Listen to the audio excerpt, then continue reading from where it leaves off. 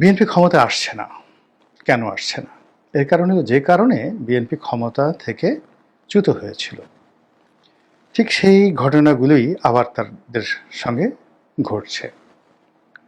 দুর্নীতিবাজরা তাদের উপর প্রশ্রয় পাচ্ছে এবং 2001 থেকে 2006 পর্যন্ত যে সকল দুর্নীতিবাজ, যে সকল মন্দ লোকরা তাদের সঙ্গে ছিল এবং তাদের মধ্যে যারা জীবিত আছেন তারা অতীতের যে কোনো সময়ের চাইতে আরও ম্যাটিকুলাসলি, আরও শক্তি নিয়ে, আরও কৌশল নিয়ে অপকর্ম করে যাচ্ছে।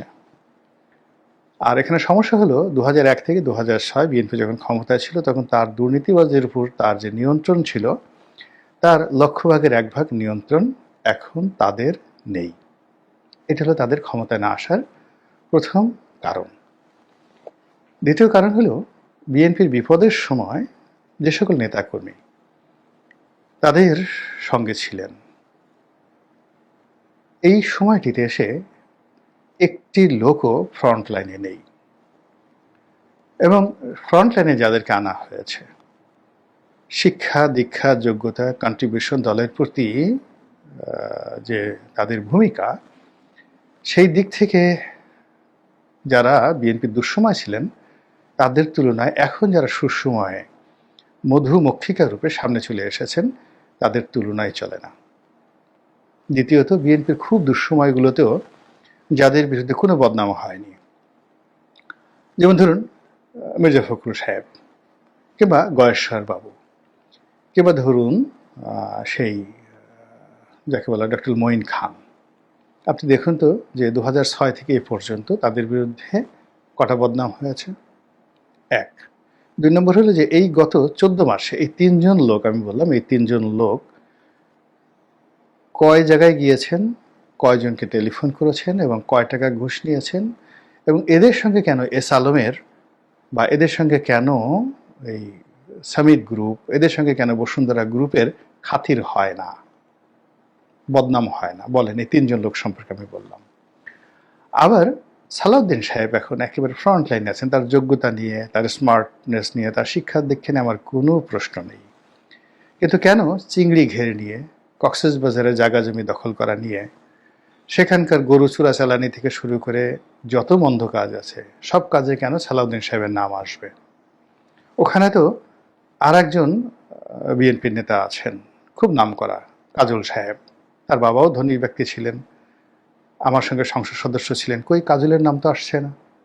তো যেখানে কাজলের নাম আসছে না সেখানে সালাউদ্দিন সাহেবের নাম তো একেবারে আসা উচিত না, বিকজ কাজল তো কক্সবাজারের একদম প্রপারের সান অফ দ্য সয়েল।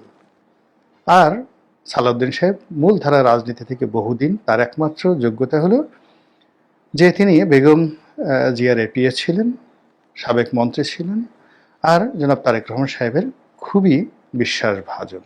এর বাইরে তো তার কোনো যোগ্যতা নেই।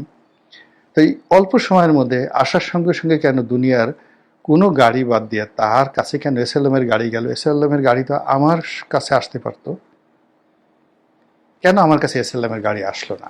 আমি তো এই বাংলাদেশে কানেকশন বলেন, ব্যক্তিগত পরিচিতি বলেন, এখন যারা বিএনপি যে সমস্ত লোক ফ্রন্ট লাইনে আছে, মানে আমরা যদি এক টেবিলে বসি, লোকজন তো তাদের দিকে না তাকিয়ে আমার দিকে তাকায়, তাদের কাছে জিজ্ঞাসা না করে আমার কাছে জিজ্ঞাসা করে। এটা তো গত সেই 2009 সন থেকে আমার এই যে অবস্থাটা, সেই অবস্থাটা চলমান, বাড়ছে। টিল নাও আমি যদি এখন রাস্তায় দাঁড়াই, 10 জন লোক এগিয়ে আসে শ্রদ্ধা নিয়ে, তো কেন একটা টেলিভিশন দখলের অভিযোগ, পত্রিকা অফিসের দখলের অভিযোগ, কোনো একটা ব্যাংকের চেয়ারম্যান হওয়া, কোনো একটা সরকারি অফিসের পরিচালক হওয়া, 2-4টা ডিসি নিয়োগ করা, আমার আত্মীয় স্বজন তারা কি 2-4 হাজার লোক চাকরি করে না সরকারি, তাদেরকে আরও প্রমোশন বদলি নিয়ে সচিবালয়ে যাওয়া, একটা সিঙ্গেল ঘটনা কেন আমার জীবনে ঘটলো না? মানে আমাকে উদাহরণ দিয়ে বিএনপির এরকম শত শত লোকের কথা বলছি, হাজার হাজার লোকের কথা বলছি যারা এরকম নিবেদিত প্রাণ, কিন্তু যাদের বিরুদ্ধে বদনাম হয় নাই। কেন সব বদনাম সালাউদ্দিন সাহেবদের মতো লোকদের আসবে এবং তারাই দলের ছড়ি ঘোরাচ্ছেন এই মুহূর্তে?